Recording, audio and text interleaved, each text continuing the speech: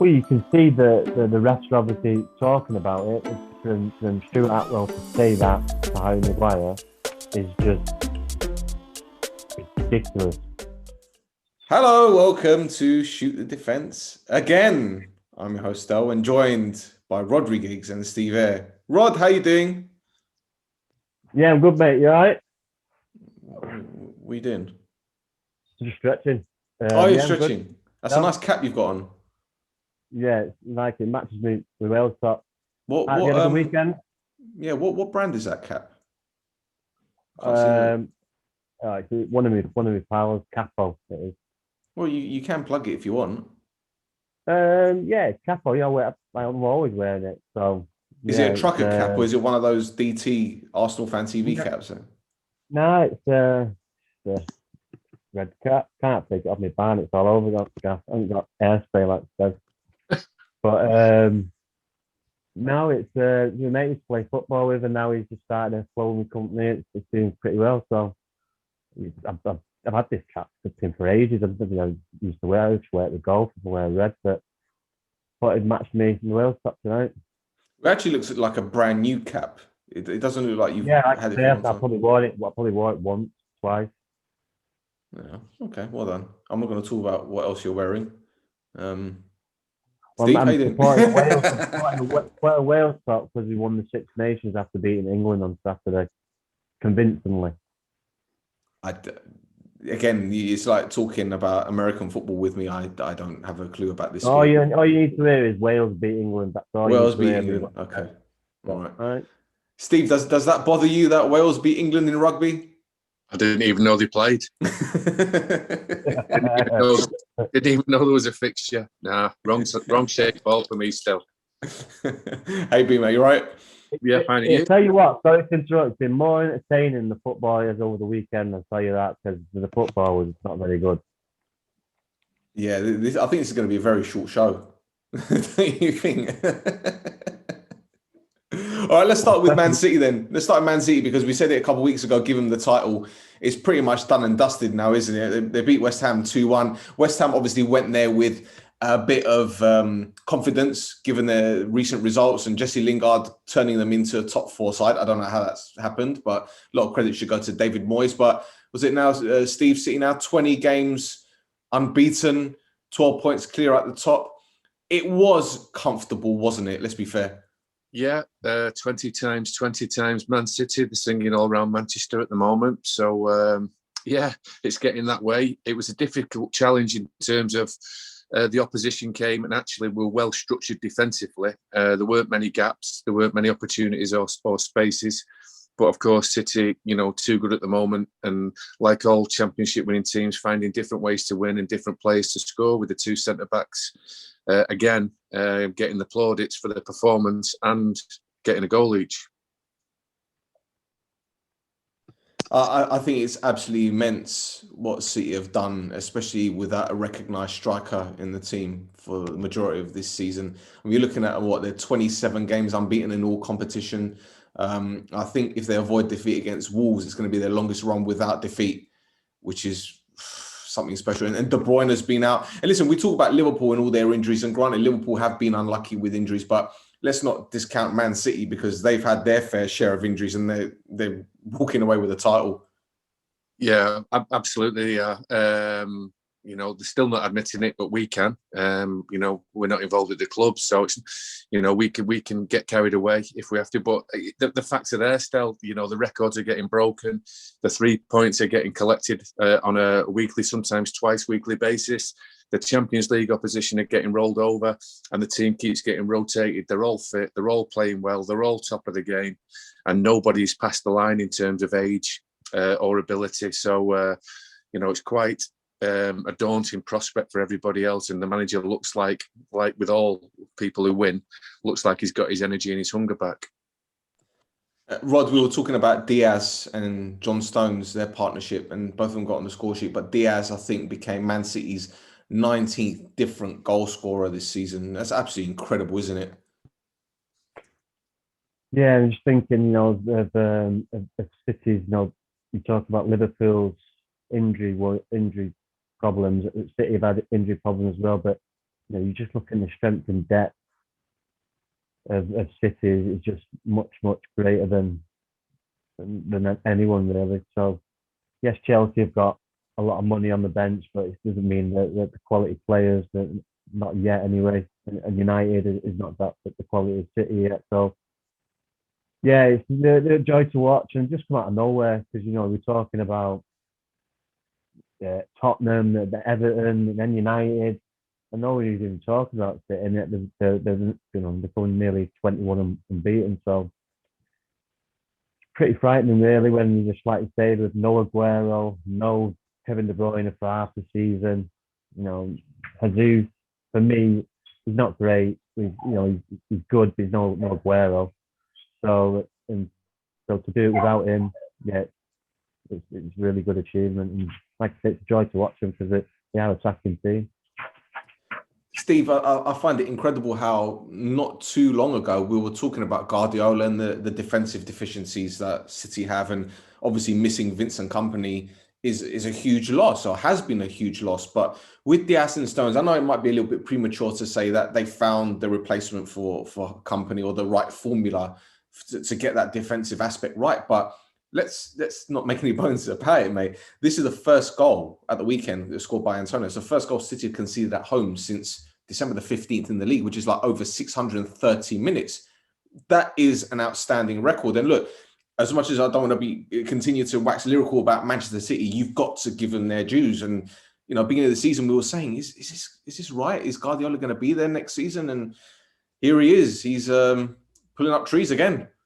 Yeah, and they've never had to peg back in a game and equalise and then go in front. Still, there's only Cheltenham took the lead against City in this run that they've had as well. They've always took the lead, City, and extended, and very rarely have they been breached. Antonio, fair play, got himself close to the goal. Fair play for West Ham for getting even that close for him to score. He just hit the post just earlier. But all that just proved to be was just a consolation, really. City always keep finding different ways, and probably a special mention here. I know we always talk about De Bruyne, as people do all over the world, but just to break the deadlock, that left-footed driven ball of 60 yards into the penalty area.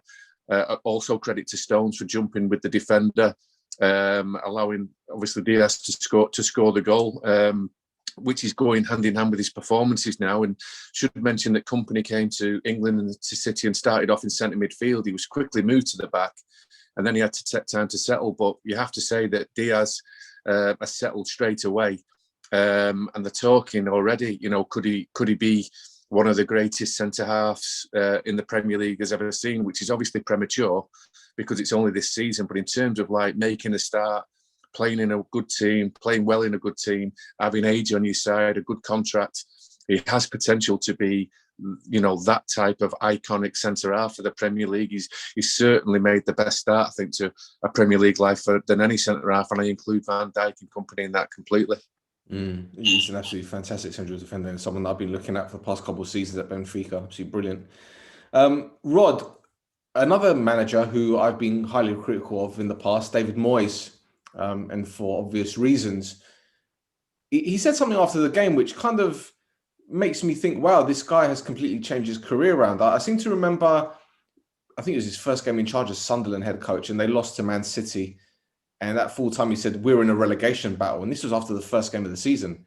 Now, fast forward to the weekend, he told the BBC that he was disappointed that West Ham didn't come away with a point. Now, that just shows you how well they're doing under David Moyes, and that shows how confident he and his side are to go to Manchester City and give it a go. Yeah, well, they're in good spirits. They're high up in the league. They're playing well. Why not have that attitude? It filters down to the players, I'm sure, and gives the players confidence, and probably give some of the players are upset as well. So that's only good for the future of West Ham, and to press on and just have that mindset of yes, you can come to places like this and get a result and get a point. So we've seen it with David Moyes and Everton. He's given time and given the right players. He can be a good manager, and he's done a really good job at West Ham. It's a tough season, really. He's had COVID, he's been out, people have been taking over, no fans. So, just Lingard's a good sign. He's got a new lease of life there, and he seems to be playing well, gives them a good energy. He can get up and down the pitch, Jesse. So, and he gives them good quality as well. He's obviously got a few goals, a couple of assists. So, yeah, it's a good addition to. I'm going to ask you both this question, and I'm not going to ask, can West Ham get into the top four? Because I think until it's mathematically impossible, they can. But let's be realistic, they probably won't. So my question is, how long do you think they will continue to push for that top four spot? Anyone? Me? I'll go. I think completely they can. I think they'll fall short, but they're very, very honest. Still got people like Mark Noble in the squad, keeping, the West Ham emblem and culture, if you like. But they've recruited superbly well, getting goals from set plays with Craig Dawson, Suchet. They've just really, really developed to become a man's team. They're very, very powerful up front. Lingard's improved them in the last third by taking the ball in between the lines, turning them and basically driving. Like Rhodri said, he can run with the ball, he can run without it. And the goalkeeper's been playing out of his skin up until the point of him being injured before the City game. So I think they've got a real good nucleus of players that'll go the full distance still. But I do think there'll be a better team in form, possibly with more experience of being in and around the top four, which will grab that last place. Leicester might falter now with injuries, maybe fatigue, but I don't think West Ham will suffer any real loss of form still. I think they will, to answer your question, I think they will continue to push and be around it. I just don't think they will be that team. Fair point. Rod? Yeah, I'm sort of the same mindset that, they'll be thereabouts. If anyone's going to make it the top four, I think it'll be Everton because, the experience and I think they've got better players and just an all-around better manager. But, even if they finish fifth or sixth, it's not a shabby season for them, is it? So, but yeah, I think Leicester might falter. Like Stel says, they've got a few injuries, but, they're still strong. But, Thomas Tuchel coming in for Chelsea kind of changed them round. They've not been beat yet. They're not leaking any goals. They're not scoring many either, but they're not losing. So they're picking up points. So yeah, but they've got a chance, especially with the season having no fans, this COVID, how weird this season's been. If they're going to do it, it's going to be this season. But to answer your question, I think they'll fall just short. Okay, brilliant.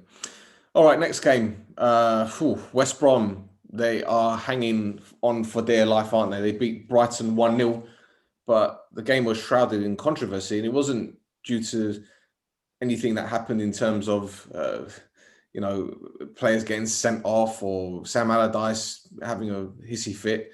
It's Brighton's goal that was disallowed. I don't know where to begin with this one, Steve. Lee Mason, it isn't the first time this season he's come under some criticism, but I still cannot understand why he blew for Brighton to take the free kick, and the moment the ball was struck, he blew to stop the game. What's going on here, mate?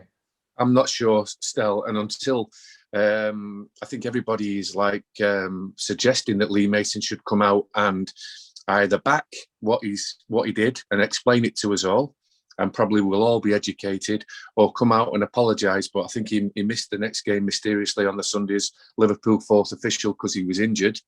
So in the meantime, the referees are coming from everywhere to have an opinion on it.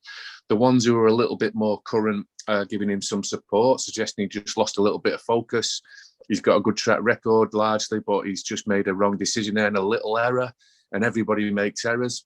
And there's ones like Keith Hackett and Mark Halsey who've just come out and absolutely nailed him, really, suggesting that he needs to stand down, more so Keith Hackett, I think. So, there's a lot of heat on him at the moment. I've got to mention that I know him locally from the Northwest as a kid, and he was one of these fun character referees that probably on his way up to the top, if we call refereeing, if you can get to the top, there was an old referee from Greater Manchester called Neil Midgley, who everybody loved because you could have a laugh with him.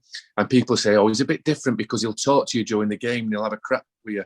and you take the piss out of him, he'll take the piss out of you. But you know where the line is. Now, people were suggesting Lee Mason was this person, and on his way up, he was getting celebrated and real credibility for being this person. Now he's kind of like at the top, and the refereeing has never been more scrutinised. Premier League, VAR, social media. You've got the Southampton manager, I think, and the Wolves manager writing to the FA saying, we don't want this referee to referee our games. He's too cosy with the players. He talks to them too much. And all of a sudden, it's like, his identity is the same, but people's opinion of him via a foreign invasion of coaches and a couple of mistakes, he's changing, and he appears to, if you think about it, I know for a fact he's my age, so he's 48. And we look at players and we think they're almost past their best at 35. There are the exceptions. We know this: Gareth Barry, James Milner, Ryan Giggs. So, and there are more. He's 48, running around a Premier League pitch around these, basically under 23, largely 25-year-old lads. I'm sure you do lose a little bit. It must be hard. But in terms of his decision, Stel, at the weekend, I'm really sorry. I can't put any light on it, but other than my first instinct was he's blown the whistle. If you're the taker, Rhodri will tell you, you wait for the whistle. And normally a mate goes, he's blown it, quick one. And you rush and take it. Sometimes you rush and miss it. And in this case, he's already scored at Anfield, dunk, and he's done it again at weekend. They should have just put the ball in the centre spot and it should have been a goal. Maybe Rhodri can put a better light on it because I can't.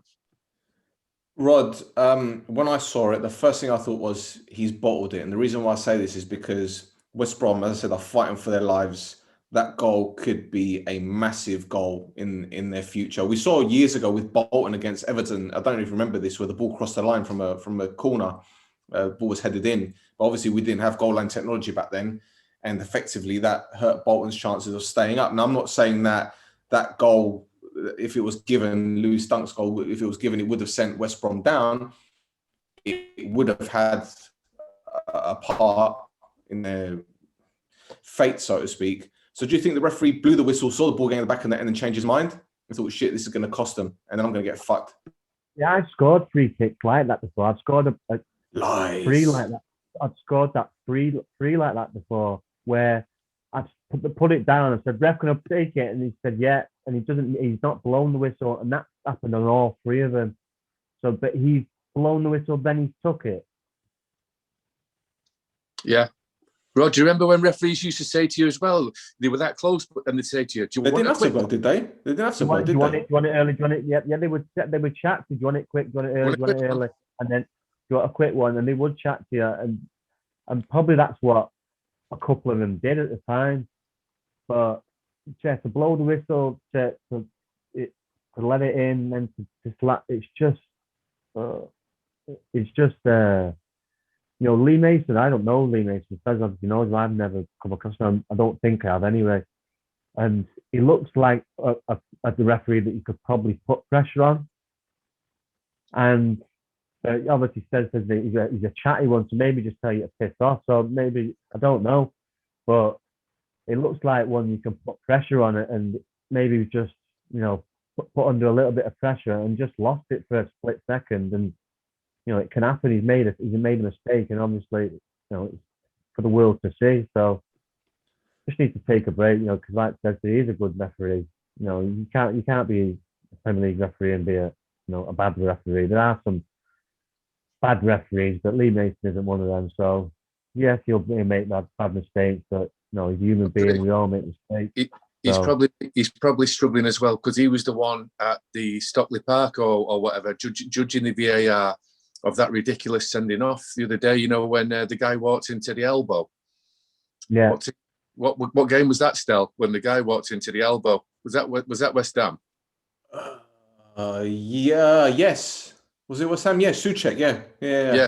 The Souček sending off. They had to go and consult Lee Mason, and everybody knew it wasn't a sending off, but he got sent off, didn't he? So it doesn't help.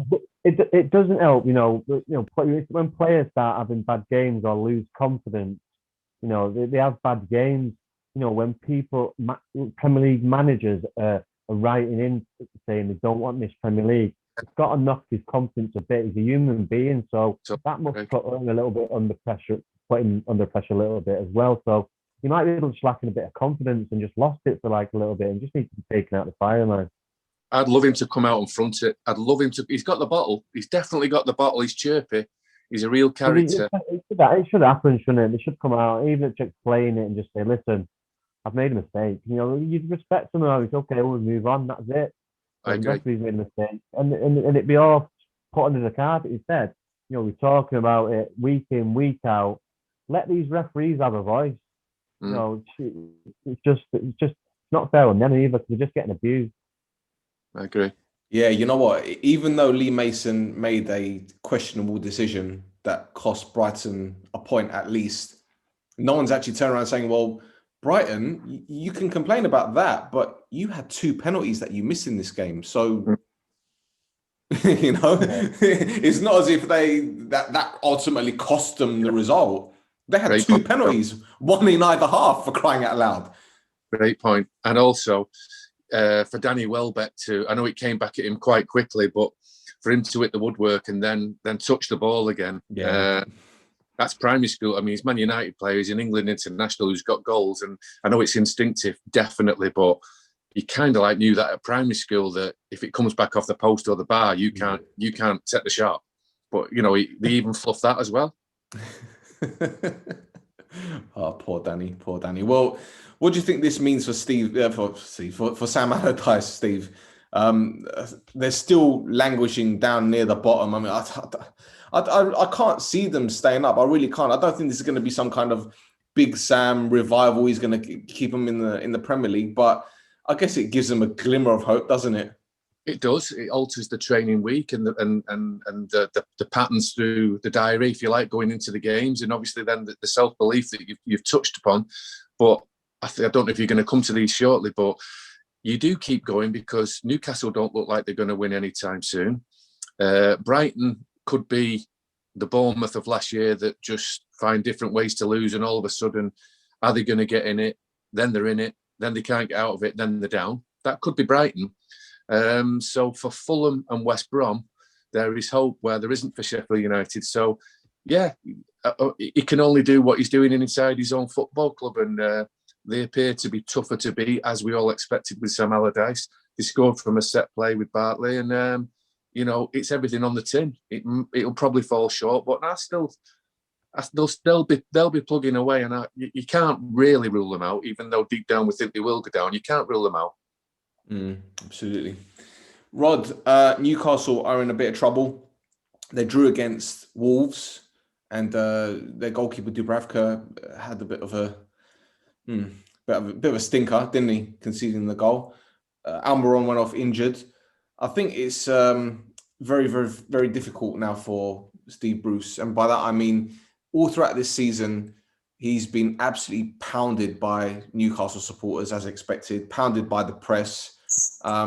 But people don't take into consideration the amount of injuries that Newcastle have had this season, especially with the COVID outbreak, and they're still there. Okay, I see where Steve's coming from. It doesn't look like they're going to get a victory anytime soon, and perhaps they could have held on against Wolves. That being said, it's going to be very, very difficult for them to stay up, isn't it? Especially with Fulham turning a corner, what it looks like anyway. It is, and you know, I was quite impressed with them when played at United as well, because the way they played, the high press, and I thought they played well. Obviously, they come away with a defeat, but you know, it was obviously positive signs for Steve Bruce. But you know, when you're losing your best players to injury, you know, Callum Wilson, you just had the keeper, and they've obviously got a few others.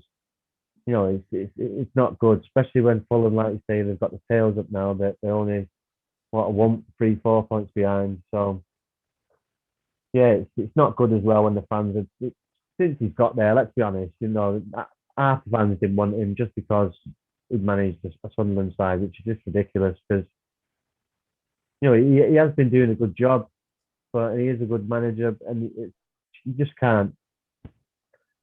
You can't help, you know, the players, the injured players that they've got. You can't think of the word. You can't explain it. It's just what you're supposed to do. You know, Callum Wilson, Fraser hasn't really played a lot.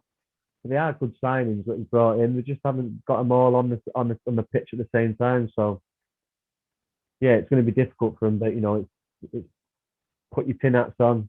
It's let's see it out and try and get as many points as possible now. So he's been there before. I'm sure the experience will help him. But it's going to be tough, and like I said, Fulham's have got the tails up, but they need to get all behind him, and that's not going to be the case at Newcastle because they wanted him out from the start, like I said. Rhodri, the fixture at the end of the season, when you're allowed fans back in, hopefully pandemic, presuming, I think it's actually at Fulham, and it's Newcastle away at Fulham. That one game that you can have your fans back in the stadium, it could end up being at that game at a packed Fulham stadium full of. I think that's fair. Do you think that'll be allowed? That? Well, it'll be a talking point at the time, but it's just the argument to that would be, Rhodri, they shouldn't have been in that position leaving it to the last game of the season. But you're right. I don't see it. I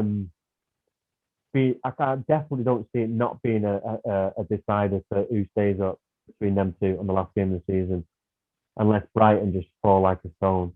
Because I think Burnley will get out of it. You've got Southampton there as well.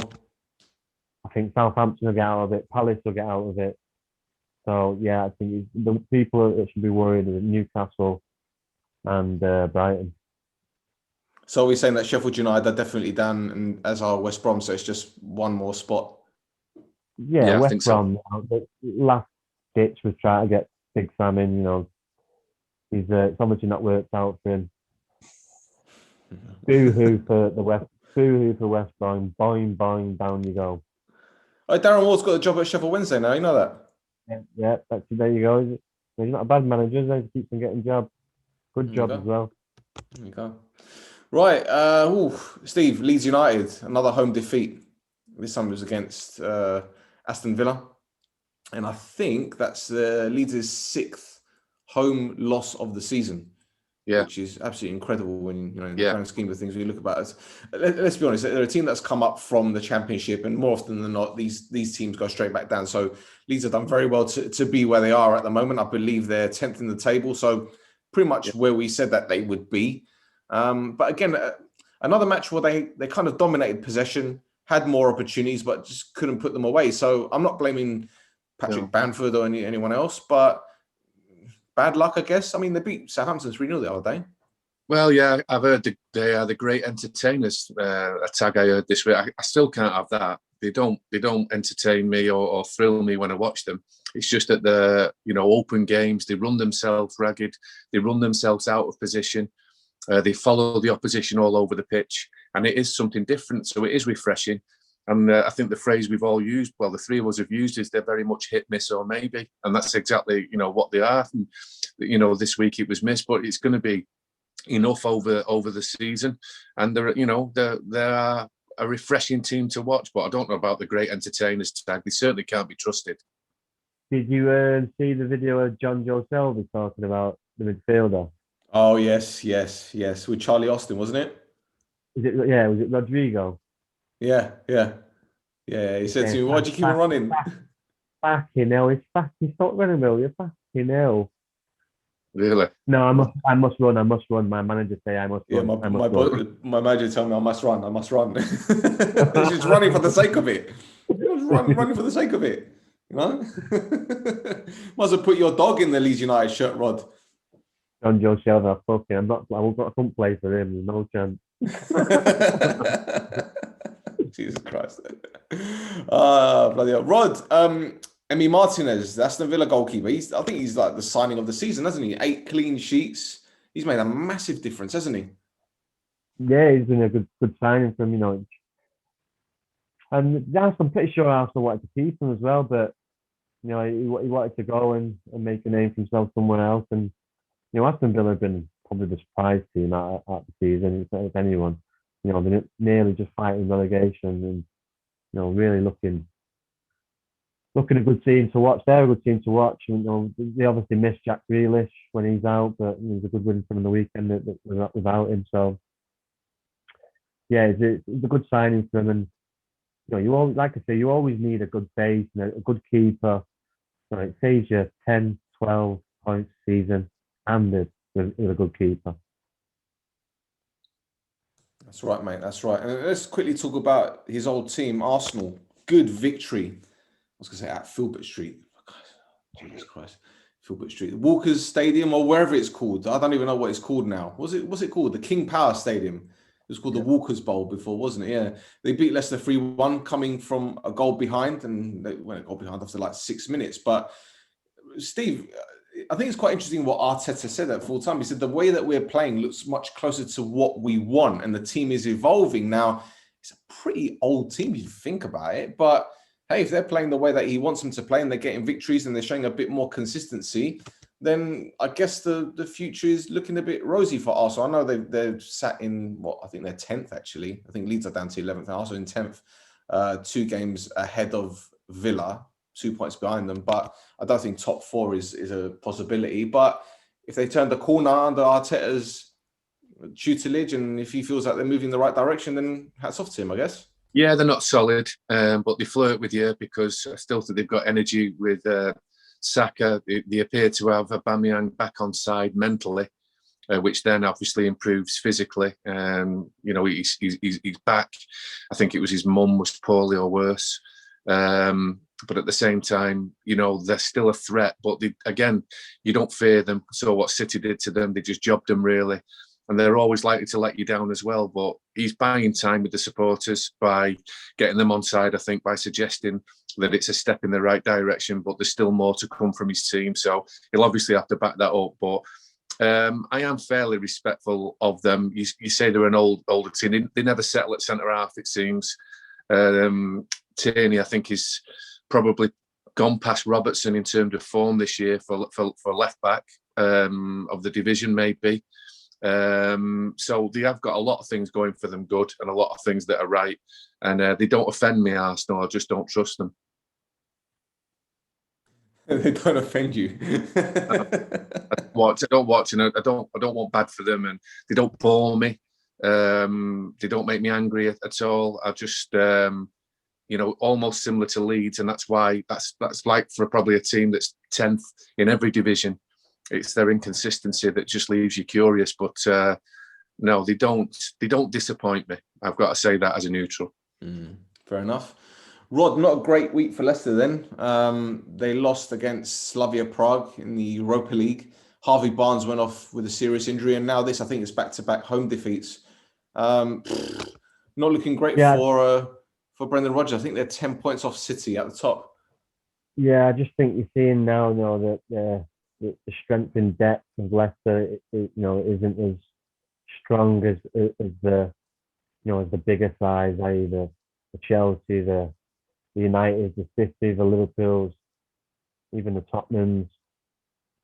So, and these games, these Thursday, Sunday games, they do catch up with you, especially at a high level. And they're in the quarterfinals now, so they are playing good teams. I wouldn't say great teams, I'd say good teams. So, especially away from home, you're travelling back. The travelling. This way you get pull muscles, everything like that. Just don't know what it is, that the travelling and the long distance, what it does to your body and does to your mind.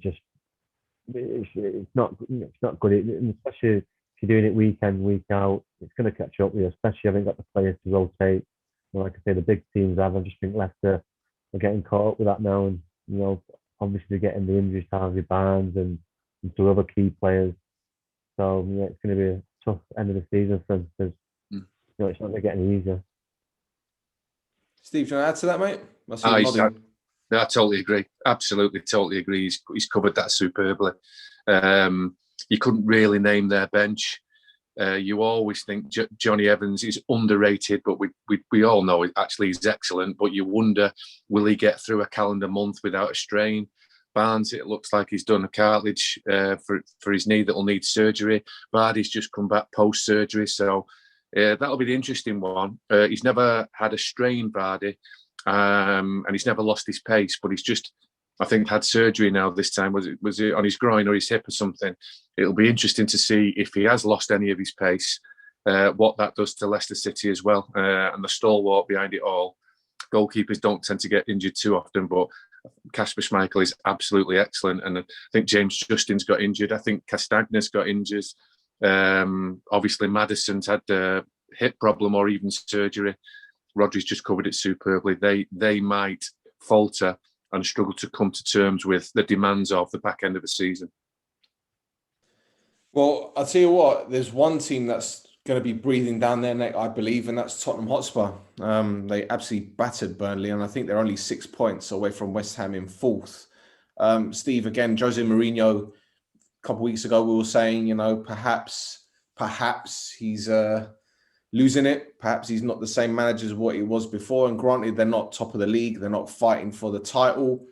You know, but at the end of the day, they're in a cup final and they're still in the Europa League. And a great result of the weekend and performance. Let's be fair. Gareth Bale coming back into the side, scoring a brace. And I'm not saying that Spurs will get top four, but the fact that they're still in and around that area, can't rule them out, can we? No, I'm going to completely guess here, Stel, that the stigma of Jose Mourinho, that he's a brilliant 0-0 coach that can go and get you a 1-0. He can stifle teams. He can shut out teams. The worst thing that happened for Tottenham Hotspur was that result against City. Obviously, then they flushed Man United out at the time. But then that calendar month where Kane was dropping back in his own half, they were so tough to beat. They were defending with 10. They were doing stuff on the counter-attack. We said on air between us three, that's a hell of a lot of ball you're giving up for the opposition, and a hell of a lot of sprint, high intensity sprints you're doing to win a football match. Well done when you can do it, but you simply can't keep this up. Well, that's been proven to be. Then they've struggled. Then he's even had calls for his head, question marks about him, boring Mourinho. I don't believe he'll go back to that handbrake football now. He's got the League Cup final to prepare for. He's got Europa still in not the palm of his hands, but he's in a comfortable spot in the Europa competition. I think he's going to do the run-in for the Premier League now as a chaser with the handbrake off. They're suggesting now that Bale's back on form and is in better condition mentally and physically. I think the team will just be more advanced. Son's gone a little bit quiet, but Bale has stepped up. I think Mourinho now will let the lads off the leash, and I think you'll probably see a better attacking, better attractive looking Tottenham for now till the rest of the season. And I agree with you. They could step on the gas. All right, it's interesting that Steve mentioned Gareth Bale, because after the game, Mourinho said that, you know, this is the happiest Gareth Bale has been. And then Gareth Bale said, well, I've always been happy. So I think it's just a question of Gareth Bale's fitness and commitment. And as we've seen in the past few games, especially against West Ham and in the Europa League, it seems to be that Gareth Bale is coming back slowly to his best. Now, obviously, it's not going to be the same Gareth Bale as 7 years ago, or perhaps the same Gareth Bale that scored the scissors kick in the Champions League final against Liverpool. That being said, a brace at the weekend, that's great for his confidence and for Tottenham Hotspur in general.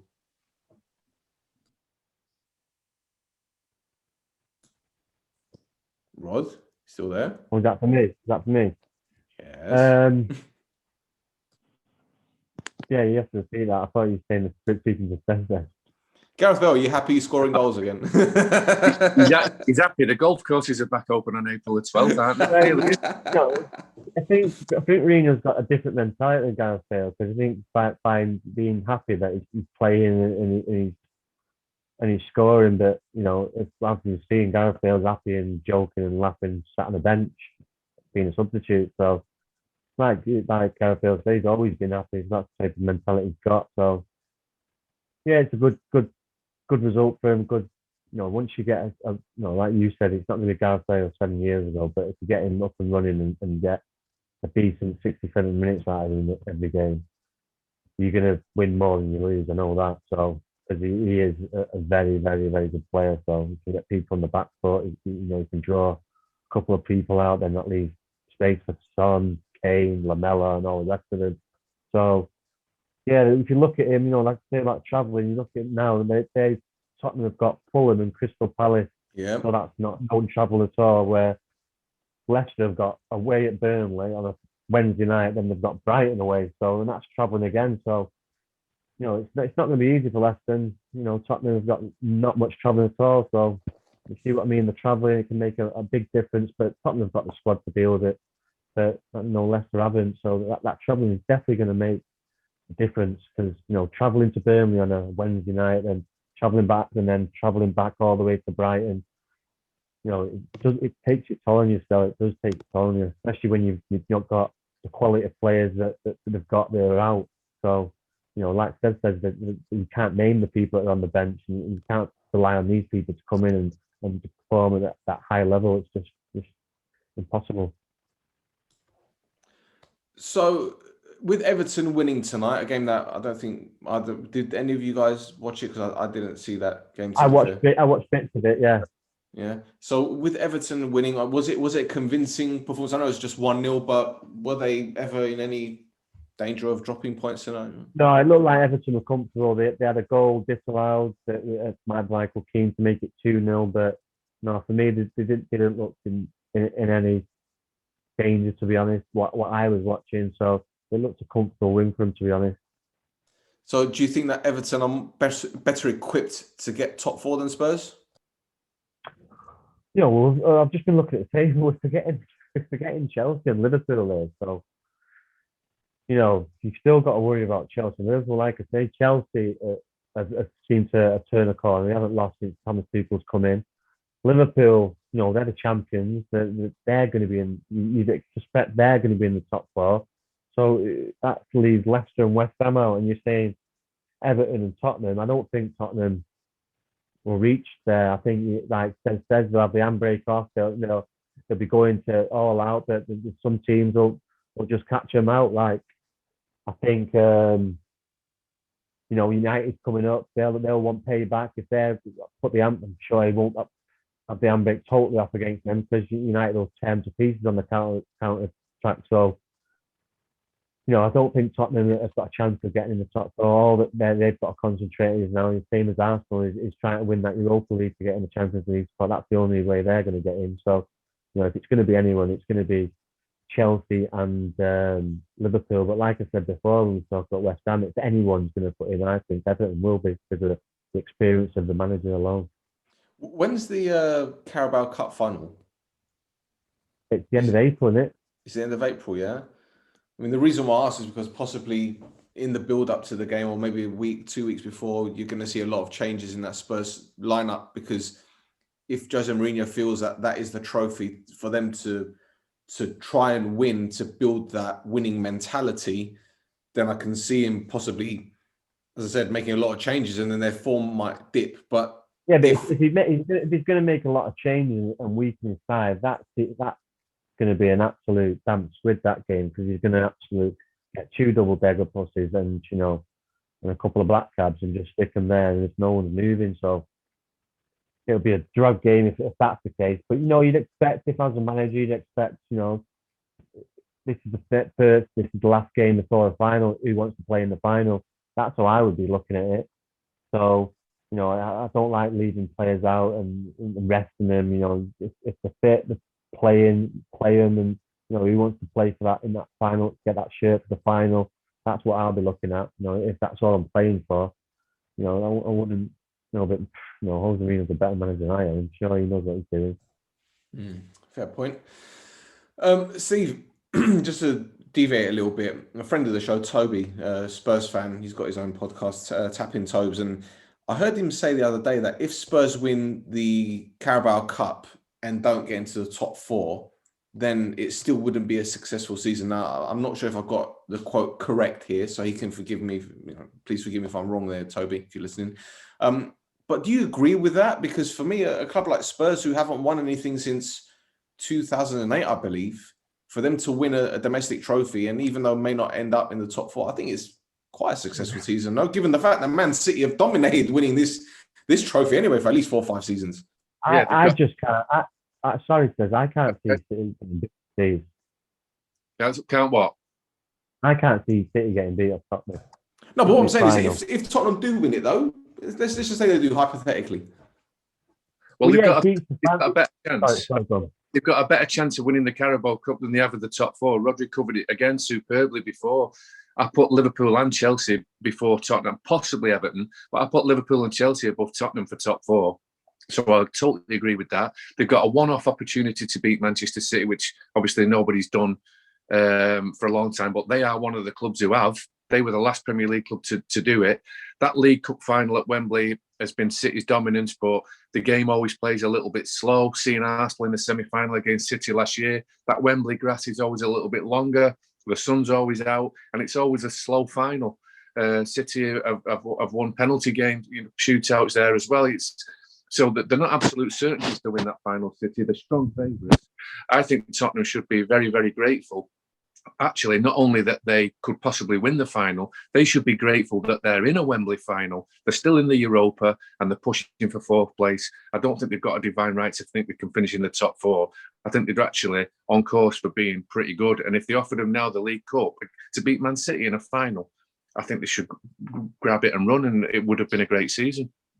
This is it. I remember when United won 2 trophies in Mourinho's first season. Granted, I think they ended up 6th that season, but Europa League and the League Cup. What it is, Stel, it's a trophy for the fans, and it keeps the fans off the back. It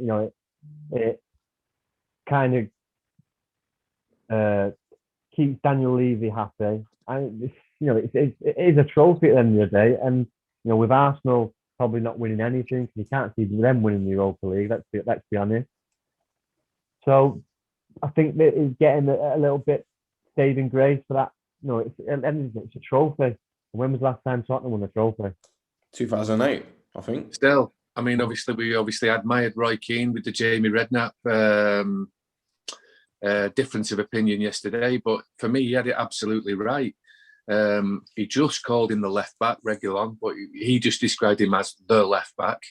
And he said that Kane and Harry Kane are superb, and no one denies that. But he basically emptied the rest of the squad as either well short, not the level, underachievers. And Jamie Redknapp was trying his best to challenge this, but Roy Keane had it absolutely nailed. So if, as I agree with Roy Keane, that they've got a superb pair up front and a good left back, they should be absolutely delighted they're in a League Cup final, still in the Europa and pushing for fourth. That is not a top 4 squad. So if they get there, they've bent spoons for me. What Jamie Redknapp's doing is looking at the players that are there and thinking of the players from 3 years ago when they're not performing at that level anymore. So, I think that's what Roy Keane was getting at as well. You've only Dele Alli. He's not. You can't hang your hat on him. He's done nothing for a year and a half, 2 years. Yeah, he's going to come in and change the team. It's just not going to happen. So, yeah, you need to get these players out, especially players like Dele Alli, because if he goes somewhere else, it'll be the same as Jesse Lingard. He'll probably get a new league of life. Sometimes you just need to get a new change of scenery. So I'm sure that'll happen at Dele Alli eventually. But yeah, players like that, you're not going to win the league or get in the top 4. Oh, I agree. It's not going to happen. On top of that, look, and I'm not even joking here, if Spurs win the League Cup, you could see another Amazon series, you could see more DVDs being sold, you could see a lot of stuff happening. Daniel Levy will be like, well, look, we've won a trophy and we've just moved into this new stadium. Yeah, and that's what Mourinho's about, is trophies, and that'll justify in Mourinho coming in. It's something to build on and just to move on from it. So, like I say, it's a trophy at the end of the day, and that's what you're in the game for, to win trophies, not to ask how many goals you scored or stats. It's to win trophies. Play at Wembley and to win, lift the cup up. This is his first full season as well, isn't it? Yeah. First full season.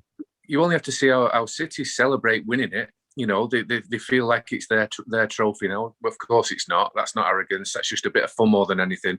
But every time they do get there, they're absolutely delighted to get there, obviously. And every time they win it, the players and the supporters love it because you've won a trophy that season. You're still trying to win the FA Cup, the Premier League and the Champions League. But it's the first one you can get in the cabinet if you're operating on all 4 fronts. But the thrill of winning a cup at Wembley never goes short on Manchester City or any other club that's won it before him, and it shouldn't with Tottenham Hotspur. It would be a fantastic achievement if they beat City over 90 minutes or penalties or whatever they do. But if they bring that cup back to their stadium, it will have been an amazing achievement. Do you know what? All this time, a lot of Spurs fans have been saying they don't want Jose Mourinho because he's negative and they love Pochettino. Do you remember when? It's shades of George Graham. Remember when George Graham took the Spurs job and they didn't want him because he was an ex-Arsenal man? Didn't he win the League Cup with them? Yeah, he did. Yeah, against that. Yep. There you go. You can see it happening, can't you? Yeah. But if anyone's going to do it, like they said, a one-off game, Mourinho. But if you look at the two games and analyze the two games, Tottenham beating City was a long time ago. City beating Tottenham was a totally different game. City just dominated them, absolutely dominated them. Well, listen, you never know what's around the corner. By that time, you might have injuries, you might have suspensions, you might have Yeah, COVID. yeah, exactly. You just don't know. Exactly. You just don't know. Yeah, So no. nothing's ever guaranteed, especially this season. Anyway, right, But let's they've move on. coped so far without injuries, mate. They've coped Yeah, so true. far. True. And they have got a good squad. So, Tottenham, if you lose Kane, if you lose Son, one of them players, if you City lose Aguero and De Bruyne, they still won 20 games in a row. So, can Tottenham do that? No, they can't. So, it works both ways. They both have to have, the best squad to have any, well, especially Tottenham, the best squad to have any chance. Yeah, that's right. That's right.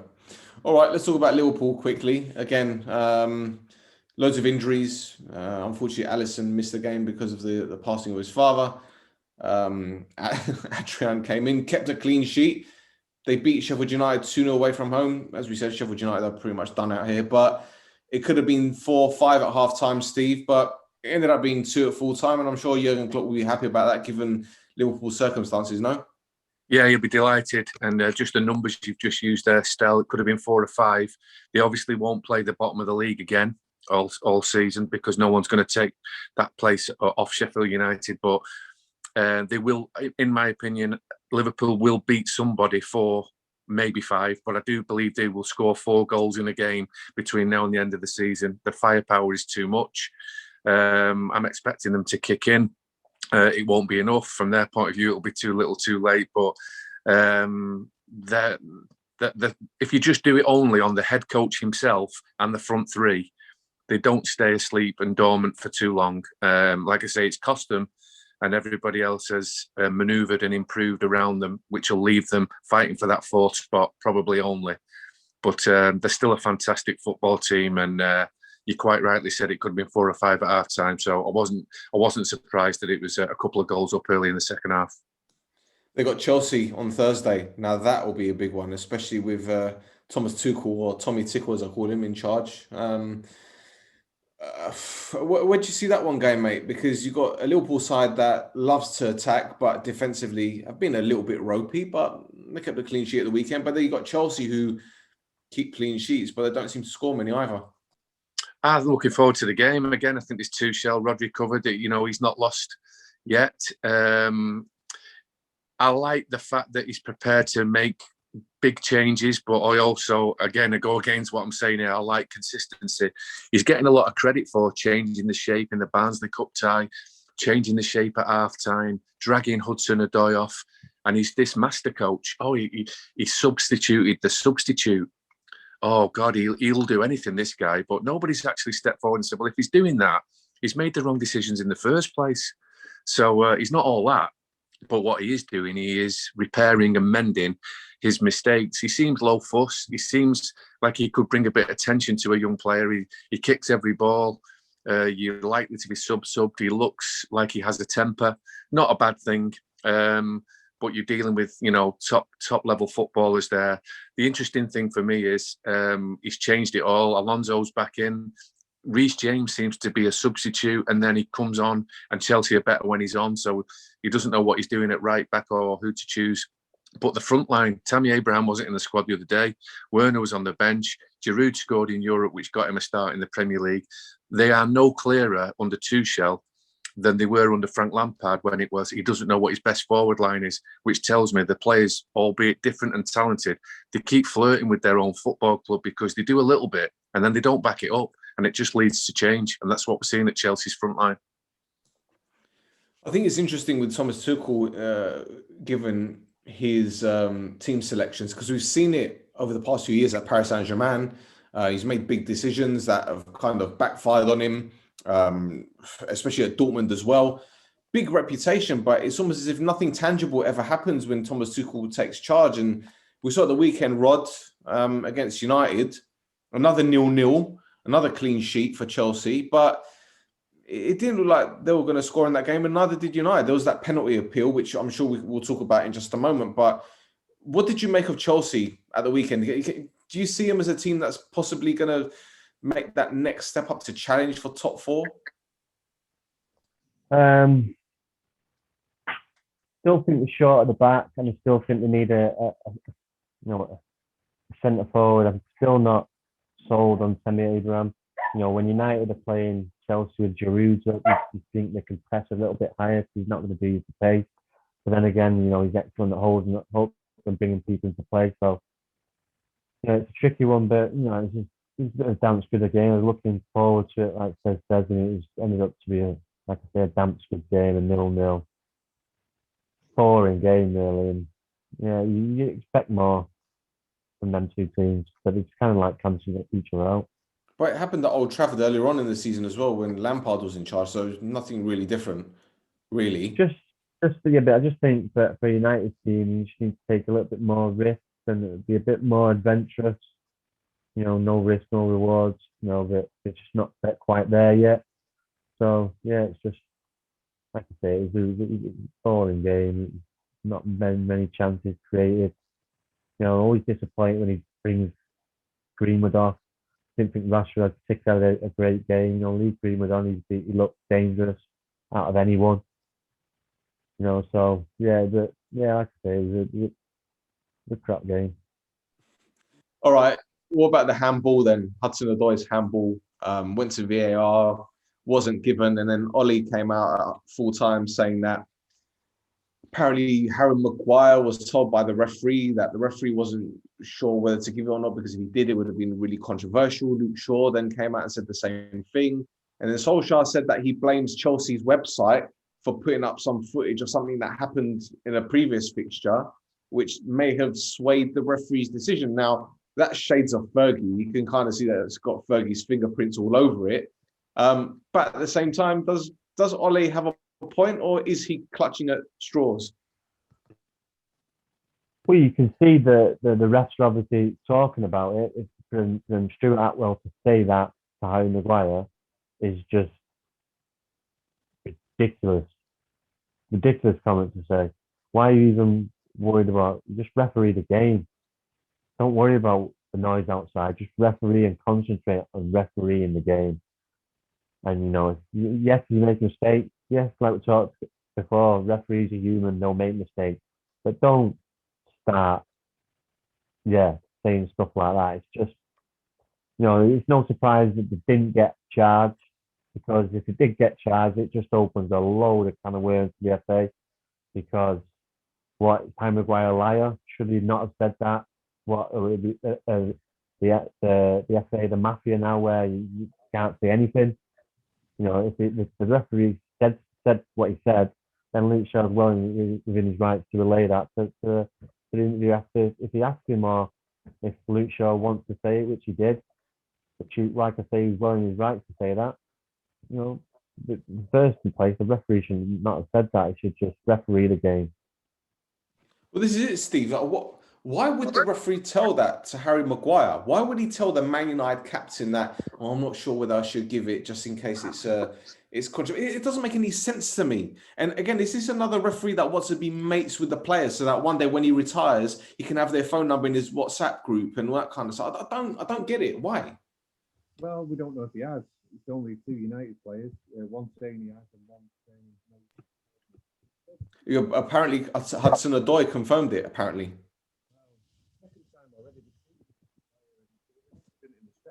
In a United game where he helped a referee out with a decision and told the United player to stop moaning, or some for the teammate to stop moaning, and he's acting as a really good steady spokesman. But there's too much grey areas around these referees. And again, we've already talked about Lee Mason being criticised by two foreign managers for talking too much. It appears this one's done the same as well. It's open house on the referees at the moment. It does seem a ridiculous, limp, like pathetic thing to say, because it doesn't actually go hand in hand with what the actual decision was and his actions to decide what happened. So it's a bit insincere, isn't it? Do you think it was a pen, though? Would you have given it? No, but I did think that Greenwood handballed it first, and the first 4 or 5 times I watched it, I thought it was Greenwood. Then I thought it was Hudson-Odoi, and I thought the refs looked at it and thought, well, they both hit the forearm, but and I'll just do nothing. But am I right in saying, I think I've got this wrong? It was Hudson-Odoi actually that the forearm hit first. Is that right? I thought it hit Greenwood first. I did. Thought anyway. Yeah, I did, but then I thought that was proven that maybe it wasn't. But in live play, and then the 3 or 4 or 5 times that I watched it afterwards, I thought Greenwood every time. But then I thought possibly that had been corrected, that I was wrong. Can you put any light on that, Rod? Does anyone remember what the referee gave? Like, did he give a free kick to Chelsea? What happened afterwards? No, the game just carried on. Just carried on. Okay, because if he gave a free kick to Chelsea, then it would have been the handball. No, they didn't even stop. They didn't even. The game didn't. He had to stop the game in play. The keeper had the game. They're waiting for the goal, the ball to go out so he could have a look, but it wasn't going out. So the keeper had the goal 2 minutes after, and then they stopped and had a look at it. And Gary Neville come on, oh no, it's not Greenwood, it's Callum O'Doy, and then it looked like he handballed it to me, but it's one of them. You want it for if you was a United player, but if you're a Chelsea player, you're having a laugh. So it's one of them. Sometimes they're given, sometimes they're not. It is Ollie clutching at straws then with his comments at full time. Did Chelsea's media team, that dastardly social media team? Well, yes and no, because he's doing a bit of reverse psychology. He's always putting it in the ref's mind. The old Fergie trick, like you said. No, the penalty, give it. So, but with VAR now, it's penalty's a penalty. It is. Who was it? It was Richard Keys. Basically saying United are cheating, getting these penalties. Just another prick who wants clickbait because he's been fucked off. It's just a knob. Just ridiculous. Richard Keys, the one that's in beIN Sports in Qatar at the moment. Yeah, the one that's got hands like Planet the Apes. Okay. He's on that hangs around with his daughter's mates, isn't he? Apparently. Apparently, I said apparently.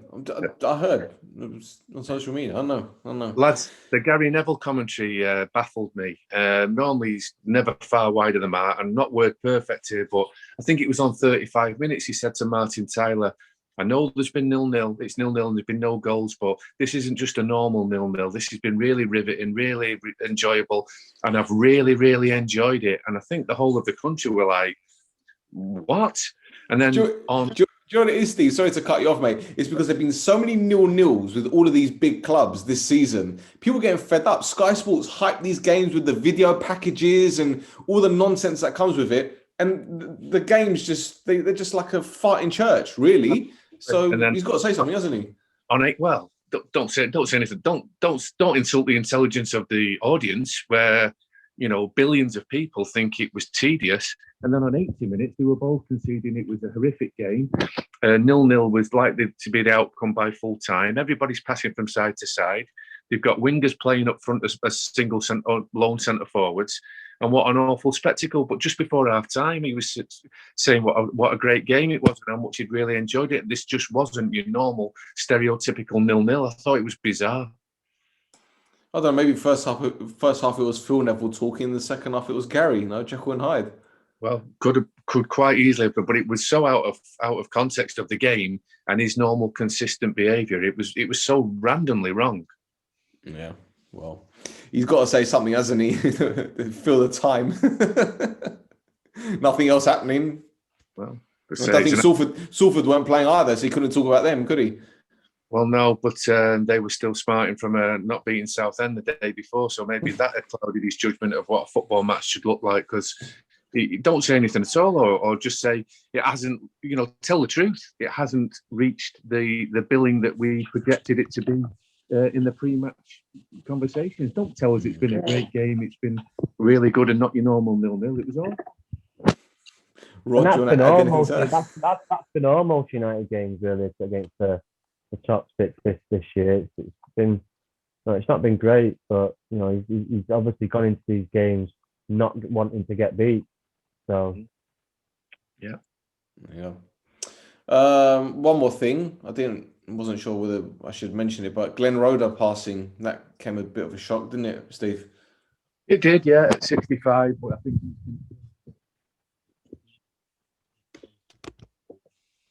You're muted there, Steve. Can you hear me? Yeah.